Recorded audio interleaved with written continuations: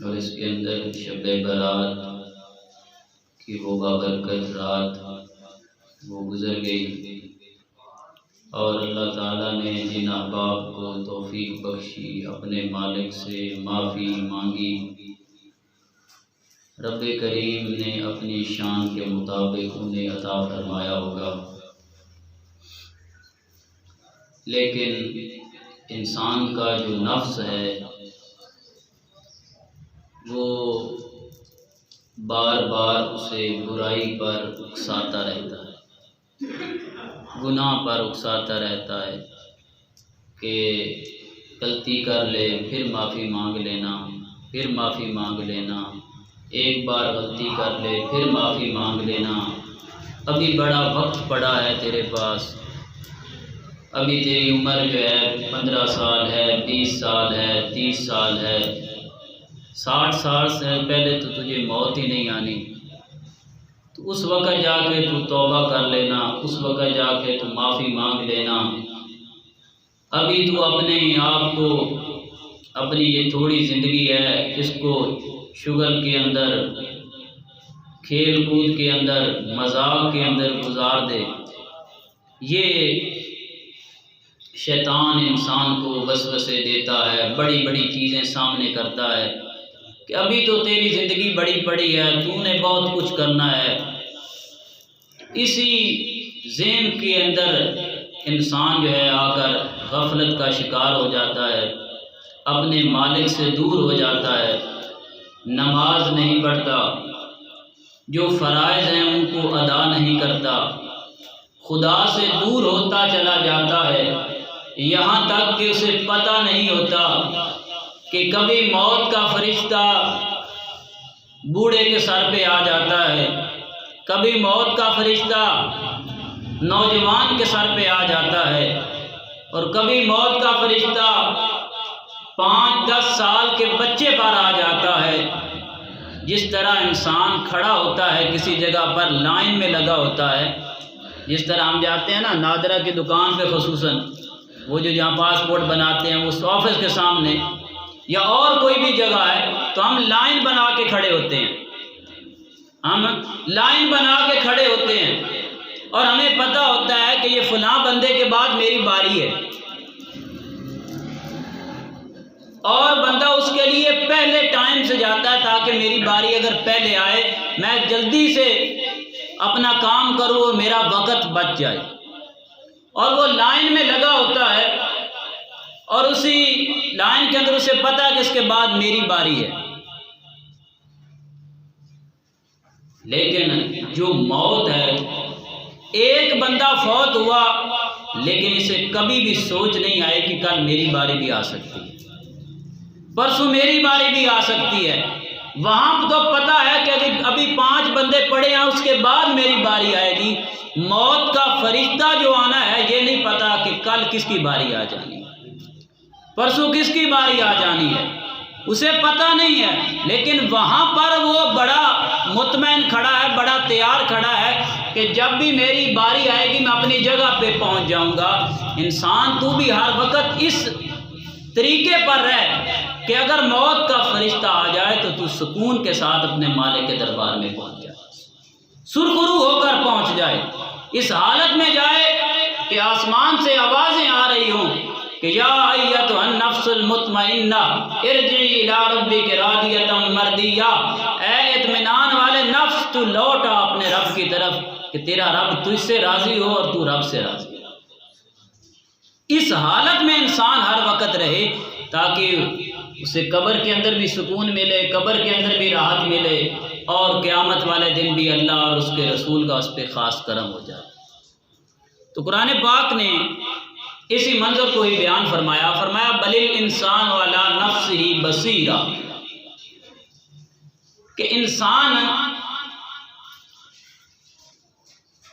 کہ جو اپنے جسم کے اعضاء ہیں یہ خود اس پر گواہ ہے، یہ خود اس پر کیا ہے؟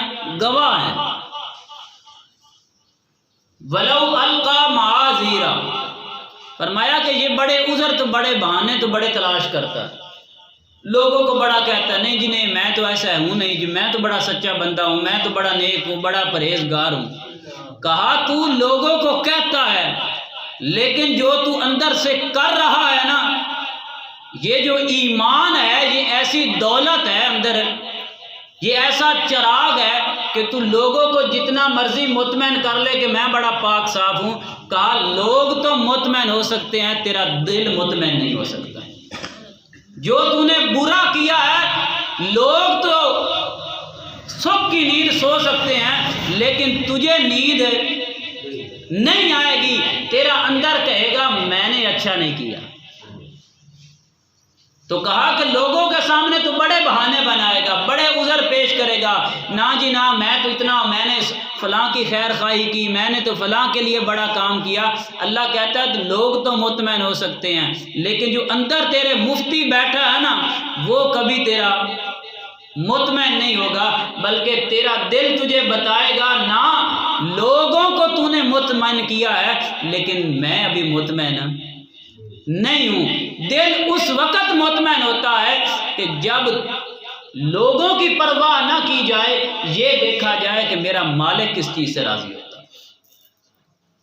اس لیے فرمایا کہ ولو القا معاذیرا، کہ انسان بڑا اپنے آپ کی طرف سے عذر پیش کرتا ہے۔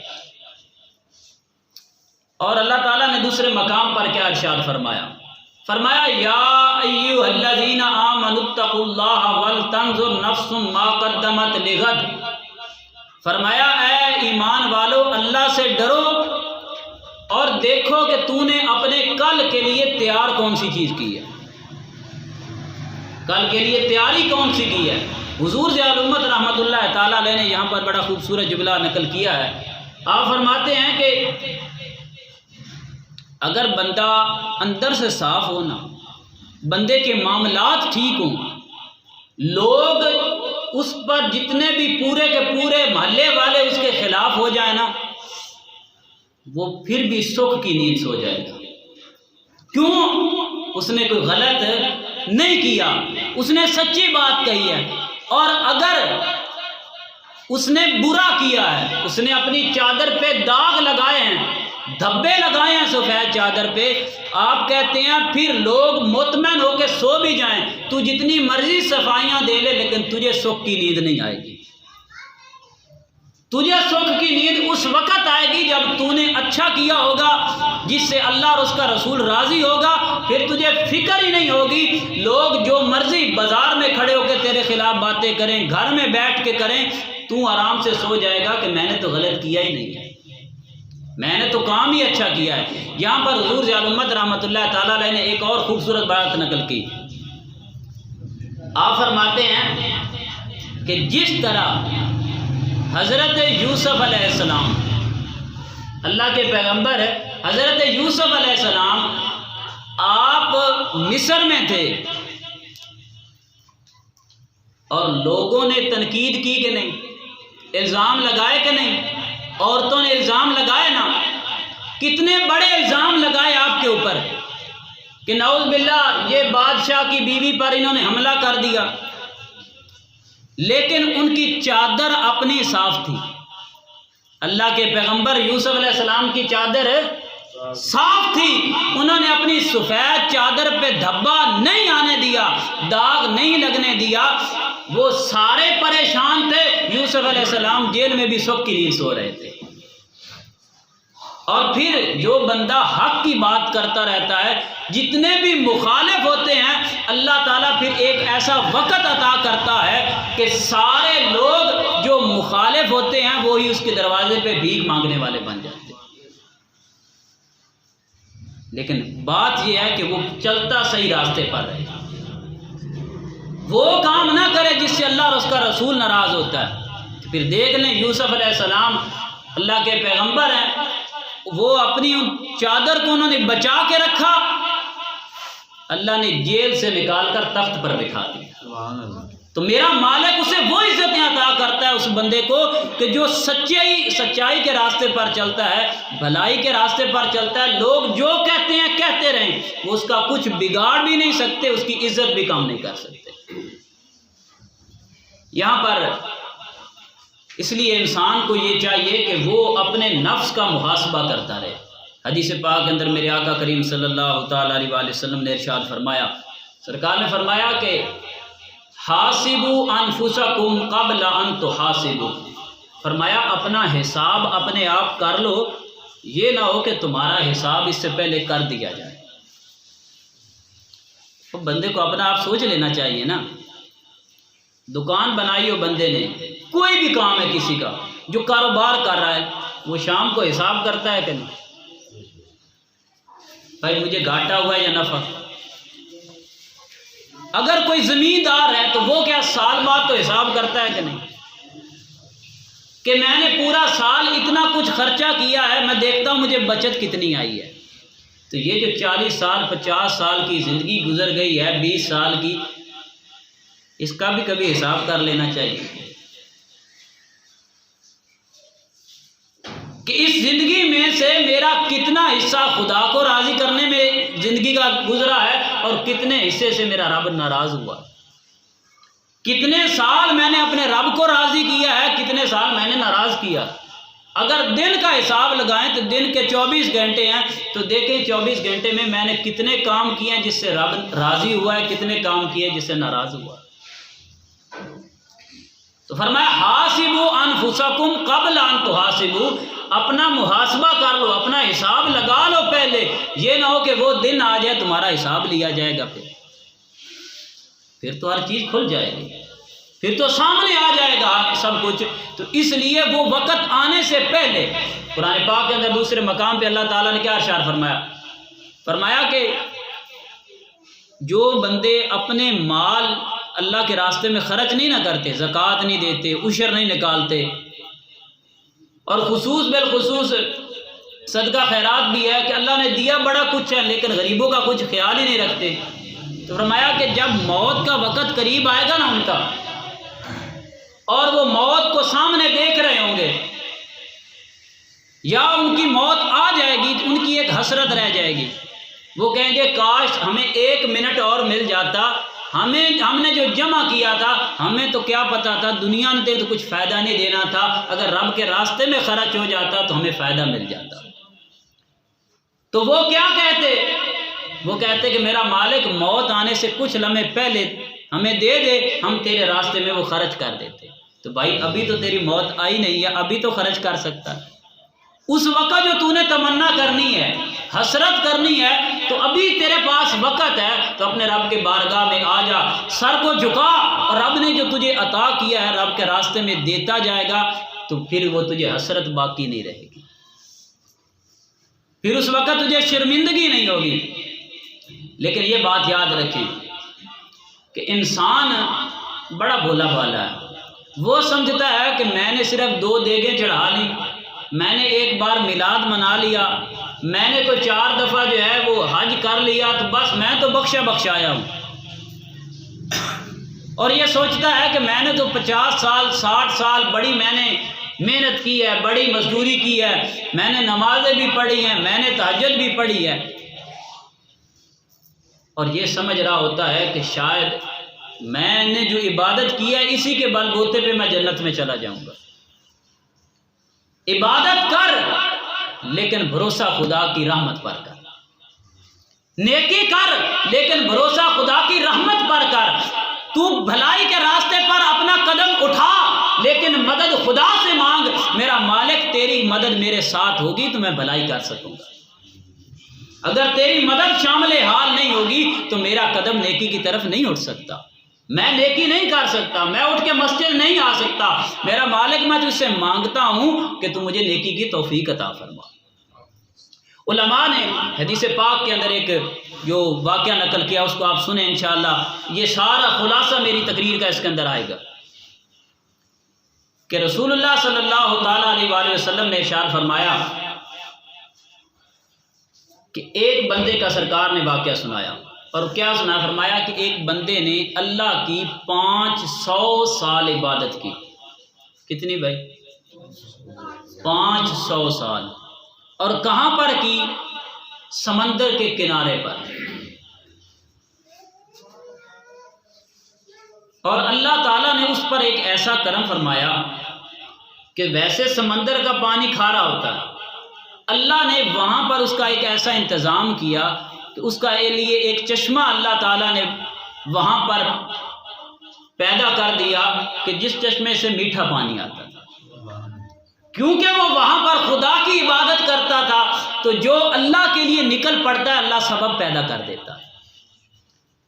اور وہاں پر اللہ تعالیٰ نے اس کے لیے ایک انار کا درخت اگا دیا، اور اس کے انار کے درخت کے اوپر روزانہ تازہ انار لگتا تھا، روزانہ، حالانکہ موسم تو ایک ہے نا، لیکن پورا سال وہ درخت جو ہے پھل دیتا تھا، وہ بندہ کھا لیتا، پانی پیتا میٹھا اور اللہ کی عبادت کرتا۔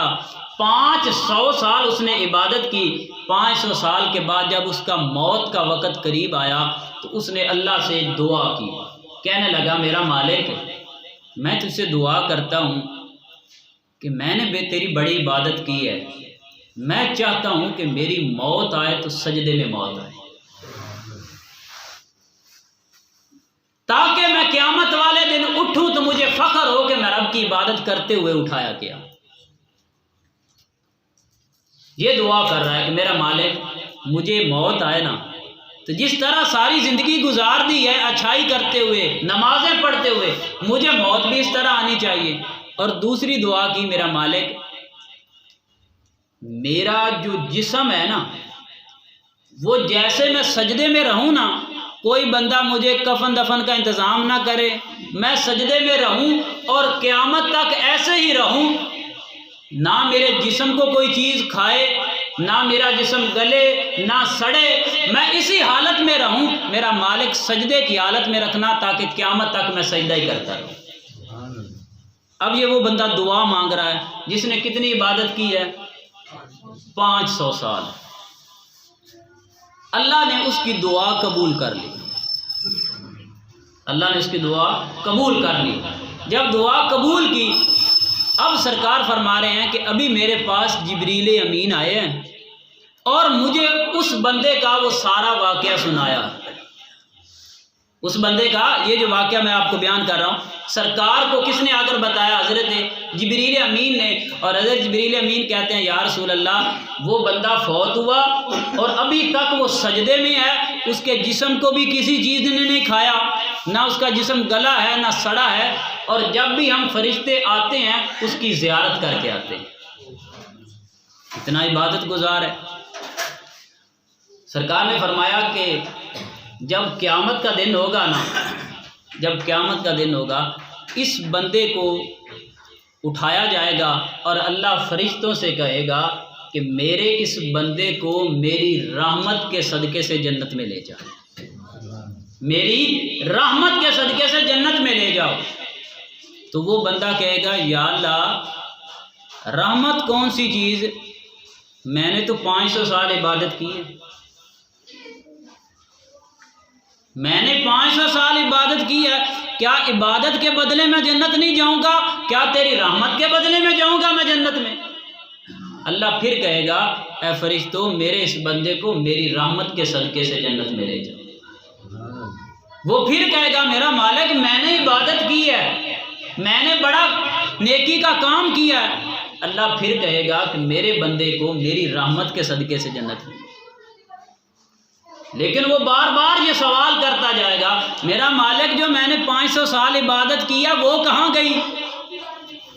اس وقت اللہ جلال میں آ جائے گا، اللہ کہے گا تجھے اپنی عبادت پہ مان ہے، نیکی پہ مان ہے، تو پھر آ، ایک طرف میں تیریاں نیکیاں رکھتا ہوں اور ایک طرف میں اپنی رحمتیں اور نعمتیں رکھتا ہوں، اب مقابلہ کر کے دکھا۔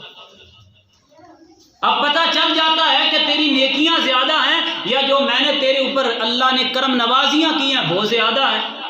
اب ایک طرف 500 سال کی عبادت رکھی جائے گی اور دوسری طرف اللہ کہے گا جو میں نے تجھے آنکھ کی نعمت دی ہے اس کا بدلہ کر، اس کا آپس میں موازنہ کر۔ ایک تکڑی میں 500 سال کی عبادت ہے اور ایک تکڑی میں اللہ نے جو آنکھ کی نعمت دی ہے وہ رکھی جائے گی، آنکھ کا پلڑا بھاری ہو جائے گا۔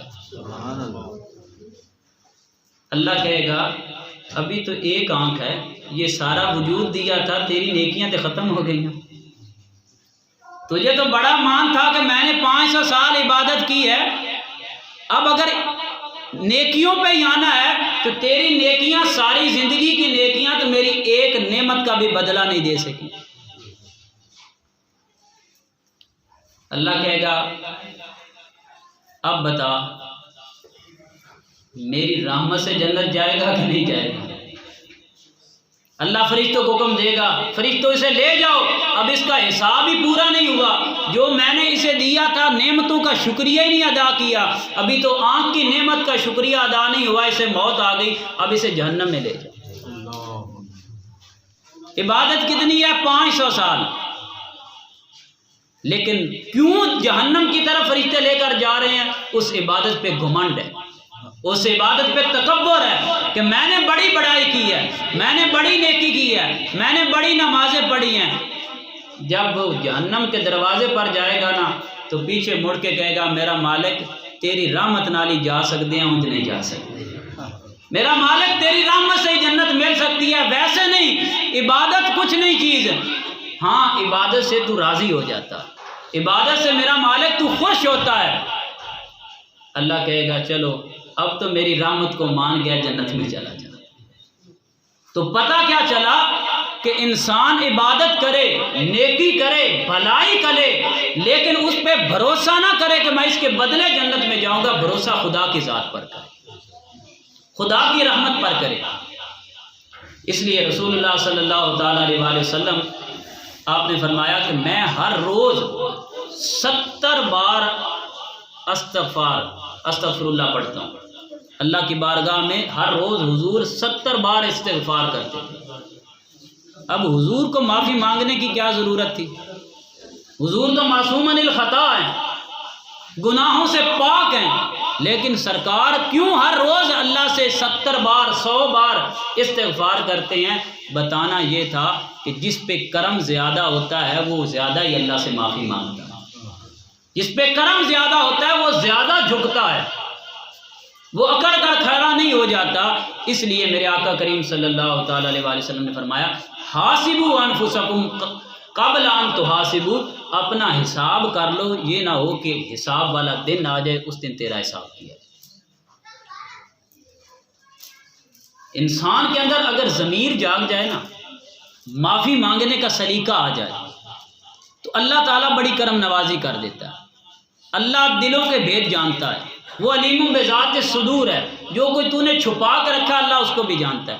لیکن انسان کو غور تو کرنا چاہیے نا، محاسبہ تو کرنا چاہیے کہ میں کیا چیز ہوں، اللہ نے مجھے شان کتنی دی ہے اور میں کرتا کیا ہوں۔ اب محاسبہ کرنے کے، اپنا حساب لگانے کے 3 طریقے ہیں۔ پہلا طریقہ حساب کا کون سا ہے؟ وہ ہے کہ بندہ ایک طرف اللہ کی نعمتوں کو رکھے اور ایک طرف جو ہم گناہ کرتے ہیں اس کو رکھے، تو پتہ چل جائے گا کہ رب نے کتنے کرم کیے ہیں اور ہم کیا کر رہے ہیں۔ پہلا طریقہ۔ دوسرا طریقہ کہ اللہ نے ہمارے سامنے دوسری مخلوق بھی بنائی ہے، چرند پرند ہیں، جانور ہیں، ان کو دیکھ اور اپنے آپ کو دیکھ تو تجھے پتہ چل جائے گا رب نے تمہارے اوپر کتنے کرم کیے۔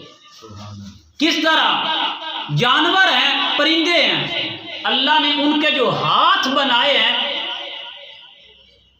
وہ زمین پہ لگتے ہیں، ان کے ہاتھ زمین پہ لگتے ہیں، اور جب بھی انہیں کھانے کی حاجت ہوتی ہے، پینے کی حاجت ہوتی ہے، انہیں اپنی گردن جھکانی پڑتی ہے، اپنا سر نیچے کرنا پڑتا ہے۔ اللہ کہتا ہے کہ کبھی ان جانوروں کو بھی دیکھ، کتے کو بھی دیکھ لے، وہ نہر پہ جا کے پانی پیتا ہے، میں تیرے لیے ایسا پسند نہیں کرتا، میں نے تجھے وہ بابرکت ہاتھ عطا کیے ہیں، تیرے ہاتھ اٹھاتے ہیں، تیری گردن نہیں جھکنے دیتا، تیرے ہاتھ جو ہے تیرے ہونٹوں تک پانی لے کے آ جاتا ہے۔ یا اللہ، جب وہ کھانے کے لیے بھی گردن جھکاتے ہیں، پینے کے لیے بھی جانور گردن جھکاتے ہیں، تو پھر میری گردن کس لیے ہے؟ اللہ کہتا ہے تیری گردن صرف میرے سامنے جھکنی چاہیے، تیری گردن جھکنی چاہیے تو میرے سامنے جھکنی چاہیے، لوگوں کے سامنے تیری گردن نہیں جھکنی چاہیے، بلکہ تیرے کھانے کے لیے، پینے کے لیے بھی میں نے تیری گردن کو نہیں جھکایا ہے اس لیے کہ تم میری عبادت کر۔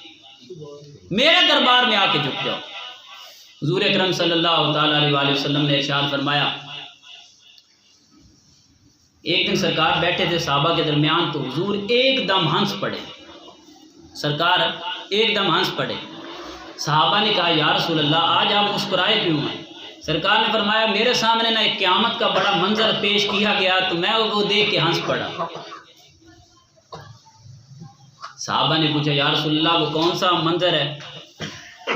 حضور نے فرمایا کہ اللہ کی بارگاہ میں نا ایک بندہ کھڑا ہو گیا، وہ کہنے لگا یا اللہ تو نے میرے اوپر بڑا کرم کیا، دنیا میں تو نے مجھے اپنی حفاظت میں رکھا، لیکن آج میں ایک درخواست کرتا ہوں وہ قبول کر لے۔ اللہ کہے گا بتا، وہ کہے گا یا اللہ اے سارے میرے خلاف ہیں، اے زمین بھی میرے خلاف گواہیاں دینیاں، آسمان نے بھی میرے خلاف گواہی دینی ہے، ہر چیز میرے خلاف گواہی دے گی، یا اللہ ایک کرم کر دے کہ تو باقی چیزوں کی گواہی نہ لے، میرے وجود سے گواہی لینی ہے تو لے لے، میرے جسم سے گواہی لینا اور کسی سے گواہی نہ لینا۔ اللہ کہے گا منظور ہے؟ وہ کہے گا ہاں یا اللہ میرے جسم سے گواہی لے لے۔ اللہ کہے گا ٹھیک ہے۔ سرکار فرماتے ہیں کہ جب اس نے یہ بات کی تو میں ہنس پڑا، میں نے کہا وہ بندے تیرا وجود بھی تیرے خلاف ہوگا۔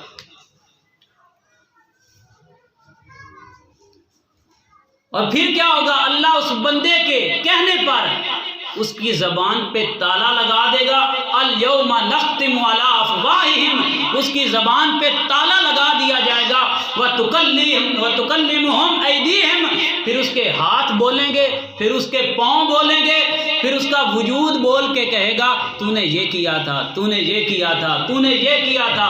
جب وہ بولیں گے نا تو وہ بندہ کہے گا یار وجود سے کہہ رہا ہے، وہ بندہ کہے گا کہ میں نے تو ساری زندگی تمہیں بچایا ہے، آج تم ہی میرے خلاف ہو گئے۔ اور بھائی بندہ کہیں پر جاتا ہے نا چوری کرنے کے لیے، کسی راستے پر اسے پتہ ہے کہ یہ راستہ ٹھیک بھی نہیں ہے، رات کا سفر کرتا ہے، پیسے رکھ کے جاتا ہے، لیکن وجود تو رکھ کے نہیں نہ جاتا، ہاتھ بھی ساتھ ہیں، پاؤں بھی ساتھ ہیں، باقی جسم بھی ساتھ ہے، تو اس دن وہ بندہ کہے گا وجود کو کہ میں نے تو تجھے کسی جگہ پہ نہیں چھوڑا، آج تو میری مخالفت کر رہا ہے۔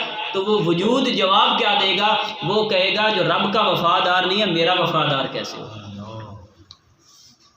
یہ تو ہمیں اللہ تعالیٰ نے بنایا تھا، لیکن تو نے ہمیں جو ہے اللہ کی رضا کے لیے ویسا اس جگہ پہ لگایا ہی نہیں ہے۔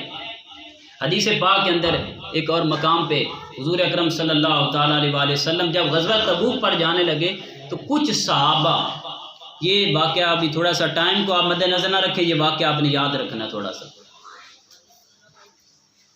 غزوہ تبوک کا موقع تھا، کچھ صحابہ کرام انہوں نے اپنا سامان پیش کیا، حضرت عثمان غنی نے پیش کیا، حضرت ابوبکر صدیق نے جہاں گھر کا سارا سامان دیا تھا نا وہ یہی موقع تھا غزوہ تبوک کا، اور انہوں نے اپنے اوپر ٹاٹ کا لباس پہن لیا اور اس کے جو بٹن تھے وہ کانٹوں کے لگے ہوئے تھے، باقی سب کچھ اللہ کے راستے میں دے دیا۔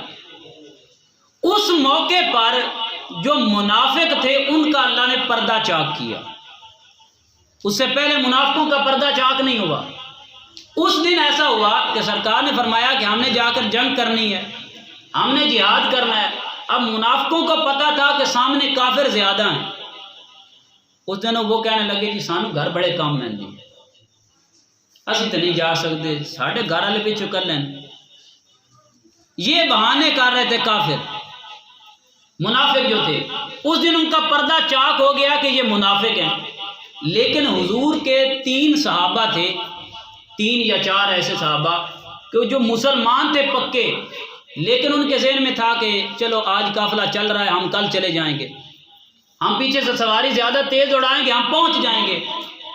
وہ آج کا کہتے کہتے کل گزر گئی، کل بھی نہ جا سکے، پرسوں بھی نہ جا سکے، اس طرح وقت گزر گیا۔ ہماری بھی یہی حالت ہوتی ہے، آج نماز پڑھسائیں تھے، آج پڑھسائیں، کل پڑھسائیں، اگلی شب رات، اگلی عید، اگلا رمضان، یہی حالت ہوتی ہے نا، تو پھر بندے سے غفلت ہو جاتی ہے۔ انہوں نے کیا کہ انہوں نے کہا کل چلے جائیں گے، پرسوں چلے جائیں گے۔ ایک جو صحابی تھے وہ تو دوسرے تیسرے دن نا وہ گھر آئے نا، گھر کھانا تیار تھا، بیوی موجود تھی، کھانا تیار تھا لیکن دل ملامت کر رہا تھا، اور جلیا تین سونے بلایا تو گیا کیوں نہیں؟ تجھے حضور نے بلایا تو گیا نہیں، دروازے سے باہر ہو گئے، کھانا چھوڑ دیا، گھر والوں کو چھوڑ دیا، سواری دوڑا دی۔ حضور ابھی تک راستے میں تھے، وہاں پہنچے نہیں تھے، وہ صحابی آ رہے تھے، جیسے گھٹا اٹھی نا سواری کی، صحابہ نے کہا یا رسول اللہ کوئی بندہ آ رہا ہے۔ حضور نے فرمایا تجھے نہیں پتا میرا غلام ابو خیثمہ آ رہا ہے، میرا غلام آ رہا ہے۔ جب وہ آئے نا تو سرکار نے اسے سینے سے لگایا۔ حضور نے فرمایا لگتا ہے تیرا ضمیر جاگ گیا ہے، تیرا اندر کی بولی بول پڑا ہے، تو پہنچ گیا اللہ کے راستے پر۔ اب ایک صحابی جو حضرت کعب تھے نا، ان سے غفلت ہوتے ہوتے مہینہ گزر گیا، وہ نہ پیچھے گئے۔ جب دل میں بات آئی کہ یار مجھے بھی جانا چاہیے تھا، وہ منافق نہیں تھے، مسلمان تھے، لیکن غفلت ہو گئی، تو پتہ چلا کہ اب تو مسلمان وہ اس جنگ سے واپس آ رہے ہیں، اب شرمندہ ہو گئے۔ تو حضور سیدھے مسجد نبوی میں تشریف لے کر آئے۔ اب وہ جو منافق تھے نا، انہاں کیا کہ جناب ساڑیاں پیچھے مجبوریاں نے، اس وقت انہیں پتہ لگ گیا مسلمان تھے جڑے نے فتح کر کے آ رہے ہیں، جیت کے آ رہے ہیں۔ اب کیونکہ انہیں پتہ تھا کہ چلو اب ساتھ مل جائیں گے، کچھ مل بھی جاسی نال، یہی منافقوں کی علامت ہوتی ہے نا۔ تو وہ کہنے لگے جناب ہمارے گھر اکیلے تھے، ہمارے پیچھے کوئی نہیں تھا، یہ معاملہ تھا۔ اللہ نے اپنے محبوب کو حکم فرمایا محبوب ان کی باتوں کا جواب نہیں دینا، یہ جو کچھ اندروں ہے نا مینوں پتا، آپ نے جواب نہیں دینا۔ سرکار خاموش رہے، لیکن جب یہ صحابی حضرت کعب آئے نا حضور کے پاس، کہا یا رسول اللہ میں سچی بات کرتا ہوں کہ مجھے کام بھی کوئی نہیں تھا، غفلت ہو گئی، سستی ہو گئی ہے، اور مجبوری میری کوئی نہیں تھی۔ سرکار نے فرمایا میرے غلام نے سچ کہا ہے، جھوٹ نہیں بولا۔ پتہ چلا کہ بندے کی اگر غلطی ہو سچ بول دے، نہ استاد ناراض ہوتا ہے نہ ماں باپ ناراض ہوتے۔ صحابی نے سچ بولا، سرکار نے فرمایا ٹھیک ہے۔ حضور نے اس کا جواب دیا لیکن کسی منافق کا جواب نہیں دیا۔ اب لیکن سرکار نے فرمایا کہ بھائی اللہ ناراض ہے آپ پر کہ تم گئے نہیں جان بوجھ کر، ابھی تک میں تمہارے ساتھ بات نہیں کر سکتا۔ حدیث پاک الفاظ ہیں کہ 50 دن مدینے میں کوئی مسلمان ان کے ساتھ نہیں بولا، 50 دن، کیونکہ وہ حالات ایسے تھے۔ یہ جو حکم آیا نا بعد کے 3 دن کے اندر کہ قطع تلقی، یہ بعد کا حکم ہے، تو 50 دن سرکار نے فرمایا کہ اللہ کی طرف سے حکم ہے کہ ان سے کوئی بندہ بات نہ کرے۔ وہ صحابی بازار میں جاتے تھے تو کوئی مسلمان ان سے بات نہیں کرتا، گھر جاتے تھے تو گھر والے بھی بات نہیں کرتے تھے، کیوں کہ انہوں نے اللہ اور اس کے رسول کا حکم نہیں مانا۔ اب وہ صحابی رو رہے تھے، اب ان کا انداز پتہ کیا تھا، وہ کہتے یار حضور کو بھی منانا ہے، کوئی طریقہ ڈھونڈنا چاہیے۔ وہ نماز میں آتے، حضور بیٹھے ہوتے ایسے سامنے، وہ آ کے اللہ اکبر کر دیتے، ایسے دیکھتے رہتے نماز کے اندر حضور کو، نماز کو سامنے کر دیں، شاید حضور کسی وقت مسکرا پڑیں، ہنس پڑیں، حضور راضی ہو جائیں، ادھر اللہ اکبر کر دیتے اور ایسے ایسے دیکھتے کہ حضور دیکھتے ہیں کہ نہیں۔ جب وہ دیکھتے تھے سرکار ادھر منہ کر لیتے، جب وہ نیچے دیکھتے سرکار دیکھنا شروع کر دیتے۔ یہ محبت کا ایک انداز تھا، لیکن ابھی تک اللہ کی طرف سے حکم نہیں آیا تھا۔ آخر وہ وقت آ گیا کہ اللہ کی طرف سے قرآن اتر آیا۔ قرآن اترا، جب قرآن اترا تو فرمایا محبوب وَعَلَى الثَّلَاثَةِ الَّذِينَ خُلِّفُوا، فرمایا محبوب تیرے وہ 3 غلام جو پیچھے رہ گئے تھے لیکن انہوں نے بولا سچ ہے، میں نے ان سب کو معاف کر دیا۔ اب جب اللہ کی طرف سے پیغام آ گیا، آگے دیکھیں صحابی کا عمل دیکھیں، پیغام آیا تو جو بندہ خوشخبری دینے گیا تھا نا کہ اللہ نے تمہاری توبہ قبول کر لی ہے، حضرت کعب کہتے ہیں کہ وہ میرے گھر آیا، مجھے کہتا ہے کہ اللہ تجھ سے راضی ہو گیا۔ کہتے ہیں میں نے گھر دیکھا ادھر ادھر کوئی چیز ہے جو اسے تحفے میں دوں کہ جو ایسی خوشخبری دے رہا ہے کہ میرا رب راضی ہو گیا۔ یہ بڑی خوشخبری ہوتی ہے، ہمیں خوشخبری ہوتی ہے کہ ہمارا بھائی جو ہے وہ انسپیکٹر لگ گیا، MNA بن گیا، MPA بن گیا۔ اصل خوشخبری یہ ہے کہ بندے کو یہ کوئی آواز دے کہ تیرا رب تجھ سے راضی ہو گیا۔ اب یہ خوشخبری آئی، وہ کہتے ہیں میں نے گھر دیکھا کوئی چیز نہیں ملی۔ آخر صحابی نے کیا اس نے اپنی پگڑی اتاری، کہا یہ تاج بھی اللہ کی رضا کے لیے دے رہا، کپڑے اپنے جو تھے جسم پر دوسرے پہن لیے عام، اور اسے کپڑے دے دیے اور کہا جا تو نے مجھے بڑی خوشخبری سنائی ہے، یہ تحفہ لے جا۔ اب دوڑ کے حضور کے دربار میں گئے ہیں۔ پہلے سرکار ناراض تھے، جب اللہ کی طرف سے حکم آیا اب سرکار نے فرمایا اے کعب اب وہاں پر کھڑا نہ ہو، جلدی آ میرے سینے سے لگ جا۔ سرکار نے ان کو سینے سے لگایا اور سرکار نے فرمایا اے کعب جب سے تو پیدا ہوا ہے نا اس دن سے لے کر آج تک یہ وہ ایسا دن ہے جس سے بڑھ کر تیری عزت والا دن کوئی نہیں۔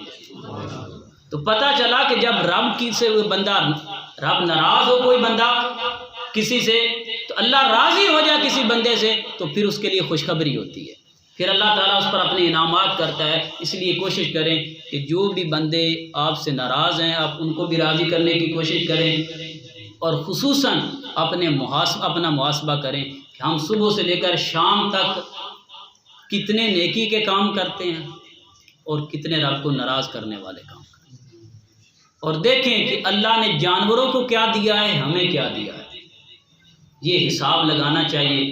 اور اللہ تعالیٰ میری اور آپ کی حاضری قبول فرمائے۔